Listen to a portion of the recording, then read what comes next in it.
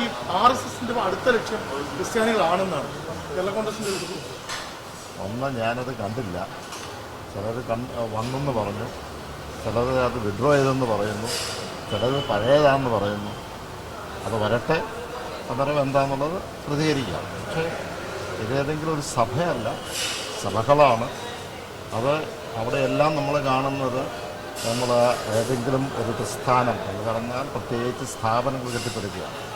അപ്പോൾ കേരള സംസ്ഥാനത്ത് തന്നെ എടുത്തു കഴിഞ്ഞാൽ പച്ചാവറത്തിലാണ് പള്ളിയോടൊപ്പം പള്ളിക്കൂടം എന്ന് പറഞ്ഞ ഒരു വിപ്ലവകരമായ കാര്യം വന്നതുകൊണ്ടാണ് ഏറ്റവും കൂടുതൽ സാക്ഷരതയുടെ ഉള്ളത്. ഈ നാടിൻ്റെ വികസനം ഇത്രയും മാത്രം നടന്നു. ഇപ്പോൾ അത് BJPയുടെ ആണെങ്കിലും കോൺഗ്രസ് പാർട്ടിയുടെ ആണെങ്കിലും മുതിർന്ന നേതാക്കന്മാർ, ഞാൻ ഒരു ക്രിസ്മസ് യോഗത്തിൽ പോയപ്പോൾ അഡ്വാൻജി ആയിരുന്നു അവിടുത്തെ മെയിൻ മുഖ്യ അതിഥി. അദ്ദേഹം പറഞ്ഞു, ഞാൻ ഈ സ്ഥാനത്ത് വന്നിരിക്കുന്നത് അല്ലെങ്കിൽ ഇങ്ങനെ ഒരു തലത്തിൽ എനിക്ക് ഉയർന്നു വരാൻ കഴിഞ്ഞത് ഞാനൊരു ക്രിസ്തീയ ഒരു മേഖലയിൽ ഒരു സ്ഥാപനത്തിൽ ഞാൻ പഠിച്ചുകൊണ്ടാണ്. ഇപ്പോഴുള്ള പീയൂഷ് ഗോയലിൻ്റെ വേണേൽ കാണിച്ചു തരാം. അദ്ദേഹം പറയുന്നത് ഞാനൊരു ക്രിസ്തീയ വളരെ വികാരപരമായിട്ട് സംസാരിക്കുന്നു ഇങ്ങനെ ഒരു പ്രസ്ഥാനത്തിൽ പഠിച്ചുകൊണ്ടാണ്.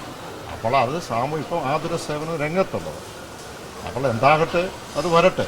ഇനി വർക്കലൊരു തുരങ്കമുണ്ടെന്നും പറഞ്ഞ് കോട്ടയത്ത് നിന്ന് കുനിയേണ്ട കാര്യമില്ല. അത് വരട്ടെ, അന്നേരം പരിഗണിക്കും. ഈ വഖഫിന്റെ നിലപാട് പൊതുവായി നമ്മൾ എടുത്തൊരു സ്റ്റാൻഡിനെ ഇടതുപക്ഷത്തിനകത്ത് തന്നെ ഒരു ചോദ്യങ്ങൾ ഉയരുന്നൊരു പശ്ചാത്തലം വരുന്നുണ്ട്. അങ്ങനെ ഒരു ചോദ്യം ഇതുവരെ ആരും ചോദിച്ചിട്ടില്ല.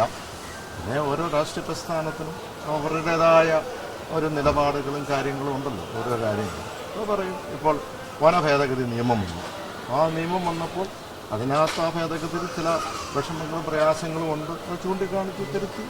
അതെ, ഈ ക്രൈസ്തവ ഒറ്റ ചോദ്യം ഈ ക്രൈസ്തവ മേഖലകളാണ് കേരള കോൺഗ്രസിന്റെ ശക്തി എന്ന് പറയുന്നത്, അതിന് സംശയമില്ലല്ലോ. ഈ ക്രൈസ്തവ മേഖലകളെ ബാധിക്കുന്ന ഒരു വിഷയമായിട്ട് വഖഫുമായി ബന്ധപ്പെട്ടതുണ്ടായ.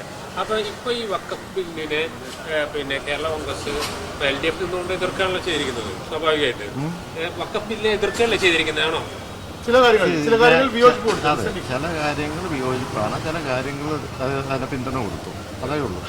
ഇപ്പോൾ ഇത് ഏതെങ്കിലും ക്രൈസ്തവ സഭയോ കാര്യങ്ങളുമായിട്ട് ബന്ധപ്പെട്ടല്ല കേരള കോൺഗ്രസ് ഒരു നിലപാടെടുക്കുന്നത്. കേരള കോൺഗ്രസ് നിലപാടെടുത്തിരിക്കുന്ന ഏതൊരു വ്യക്തിക്കും ആ നീതി ലഭിക്കുവാൻ ഒരു നീതി വ്യവസ്ഥയെ സമീപിക്കുക, ഒരു കോടതിയെ സമീപിക്കാനുള്ള സാധ്യതയുണ്ട്. അത് ഈ പറയുന്ന ക്രൈസ്തവ സഭയായിട്ട് ബന്ധപ്പെട്ടാകട്ടെ, മുസ്ലിം സഭയായിട്ട് ബന്ധപ്പെട്ടാകട്ടെ, ആരുമായിട്ടും ആ ഒരു നിലപാടിലാണ് ഓർക്കുന്നത്.